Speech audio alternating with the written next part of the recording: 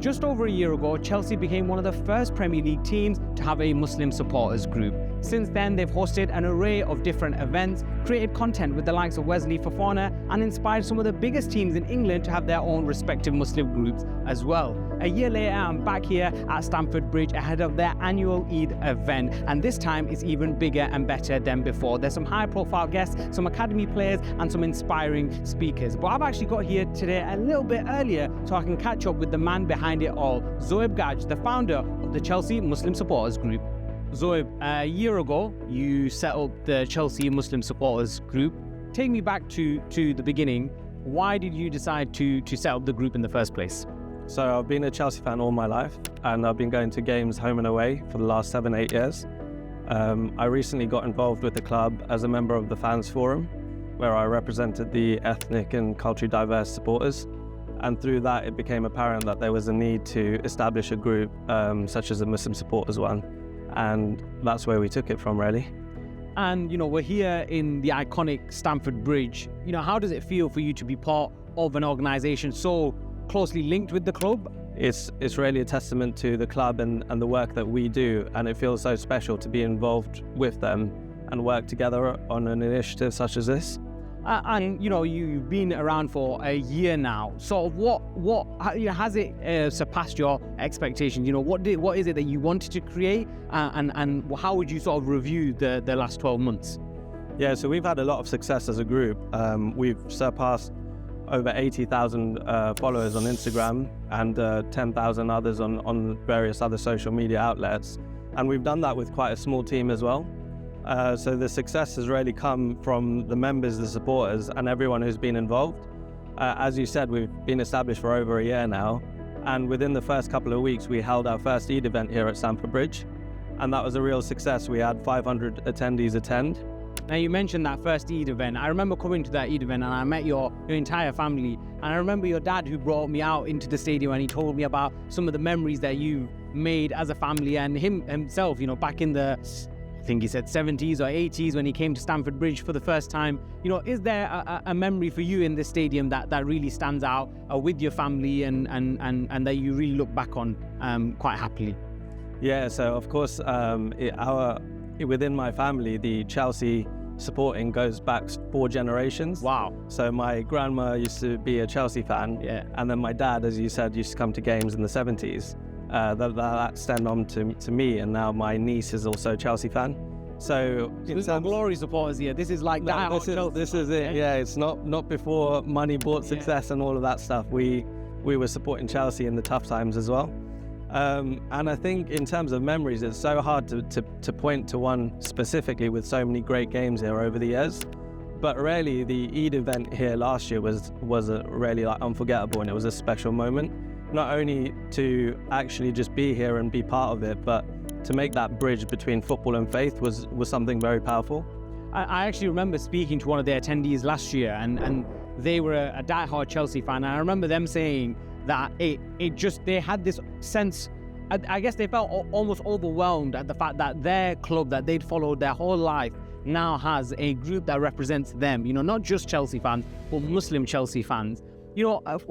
Has there been any standout moments, or have you had any people reaching out to you wanting to not just join, but really be part of helping you grow this group? And what have you made of the reaction so far from other Muslim supporters from other football clubs? Yeah, and that's the thing, really. The Chelsea FC Muslim Supporters Group is more than just football. It's about community, faith, and belonging. And really, the voices that come in from all angles, be it Chelsea supporters or even other supporters from different clubs, they're all very supportive of what's happening here at Chelsea. And Chelsea have long been the sort of trendsetters in the world of football. In 2023, we had the first open iftar in the world here at Stamford Bridge. And as you know, last year we were one of the first clubs to establish a Muslim supporters group. So we do set the trend, and a lot of clubs have now followed suit. Manchester United Muslims have also reached out, and they've been supportive of the work we're doing. And most recently, Arsenal are looking to formalise an official group as well. So we've tried to support where we can. Now let's talk about today's event. There's an array of different speakers. There's nasheed artists. How have you gone sort of bigger and better than last year's incredible event? Yeah, so as you said, this year we've gone bigger, and we've basically brought in the best entertainment for everyone to enjoy. So we're going to have Muslim Bilal, Muad, and Saif Adam today. And it's just going to be an all-inclusive, nice event, open to all faiths and groups. And it'll really be an insight into what the community, the unity, and the celebration and joy represents with Eid. And so I think it'll be a lovely touch just to see everyone enjoy the night. And yeah, it's going to be a great occasion. Come on.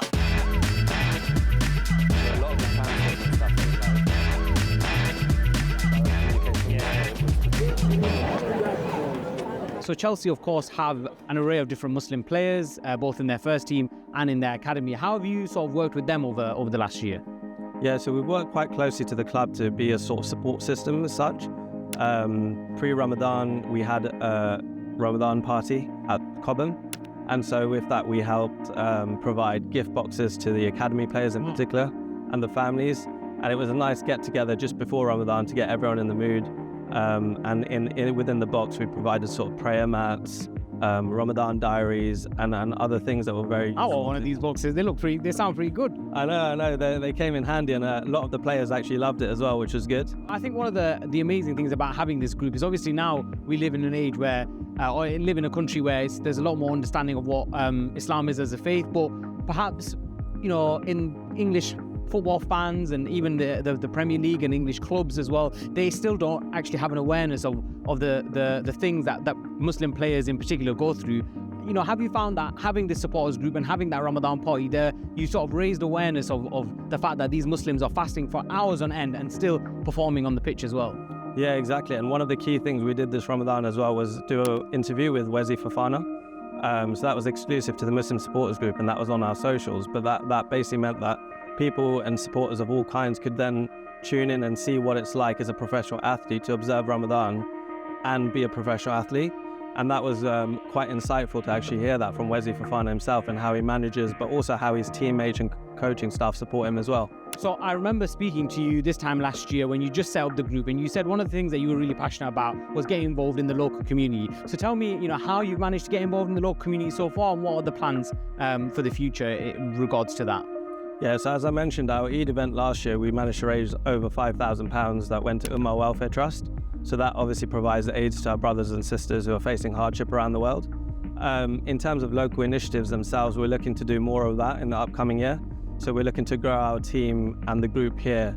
And actually there's a lot of deprivation where we are now, even in Kensington and Chelsea, between two aspects of the borough. And so there's a lot of work that we can do, which aligns with Chelsea Foundation too.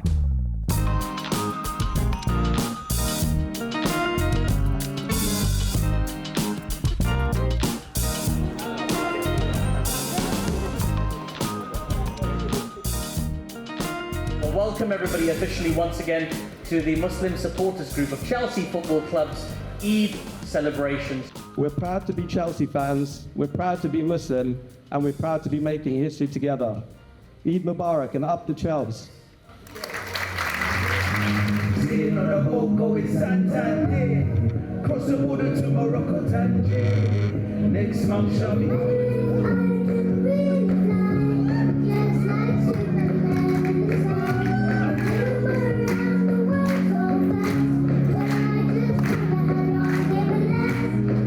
If I could stop time and breathe, so we could love and live in peace. I'll give you the world and every wish you made, and no more pain and no more heartache. How does it make you feel, the fact that you have a group that is now officially recognised by Chelsea, that works alongside Chelsea, that is for the Muslim supporters of this great football club? Yeah, I think it's amazing. I think the club lead in so many ways. This is just another way for the club to do that. I think especially to have it so widespread and across different facets of the club, like us in the academy have felt the benefit already. Fans, match-going fans internationally feel the benefit as well. Now you mentioned about how you've already sort of felt the benefits of it in the academy. What sort of benefits are we talking about? So we've always done internal celebrations for Muslim families, Christian families as well, but families of all faiths and backgrounds in the academy. Specifically now, I feel like our Ramadan celebrations, our Eid celebrations can be so much bigger with the support of the supporters group. It definitely helps families in the academy just feel part of a wider club-wide feel, I guess, and something bigger than just that little room that we do everything in those pitches down in Cobham where we develop their children and young players. So just makes you feel part of a wider club, part of a much bigger network, part of something bigger in general.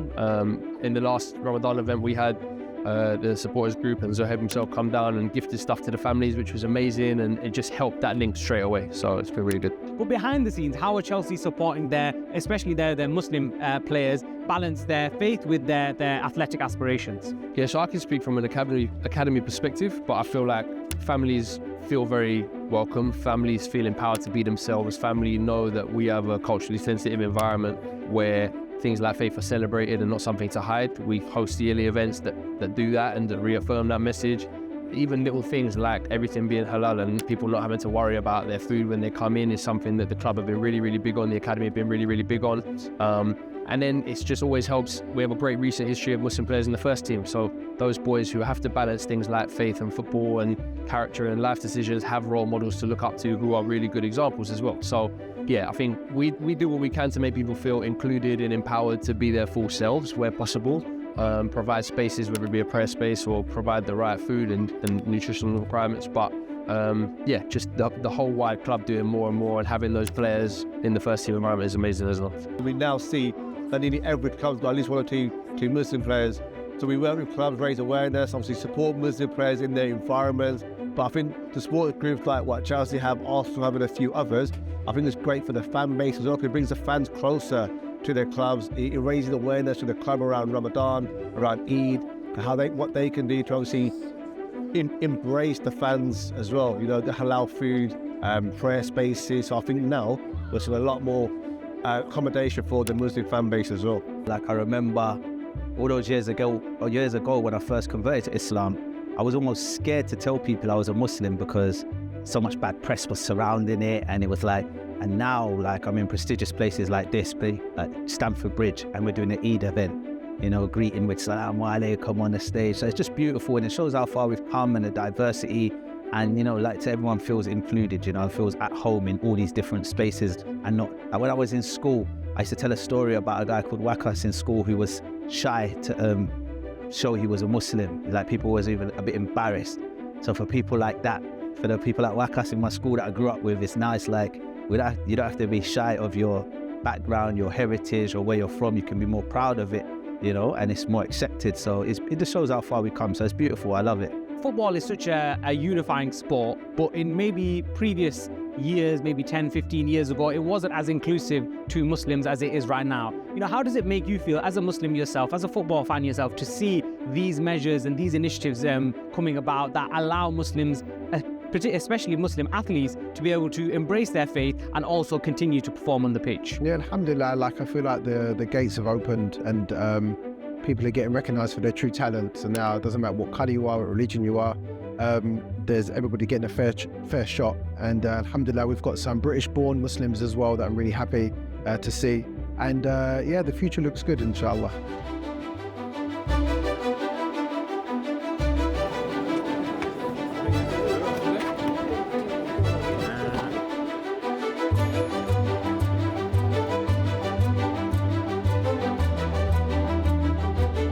Well, it's fantastic to see people of different faiths and different backgrounds coming together for something we love, which is, you know, a football club.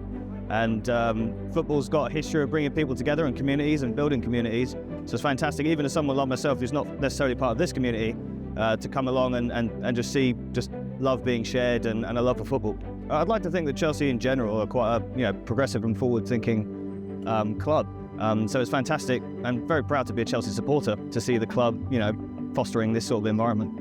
So you're a Chelsea fan as well. How does it make you feel, the fact that Chelsea were one of the first Premier League teams to host a Ramadan event, and then now to be one of the first Premier League teams to have a Muslim supporters group as well? I'm just surprised, and alhamdulillah, it's just a dream, innit?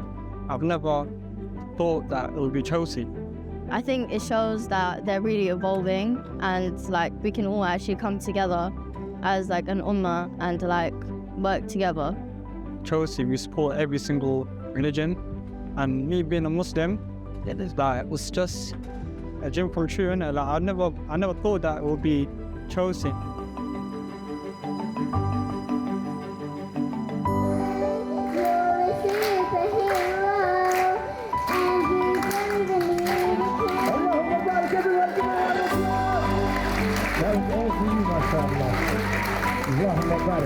And I guess a final question to you. It's been 1 year of the Chelsea Muslim Supporters Group.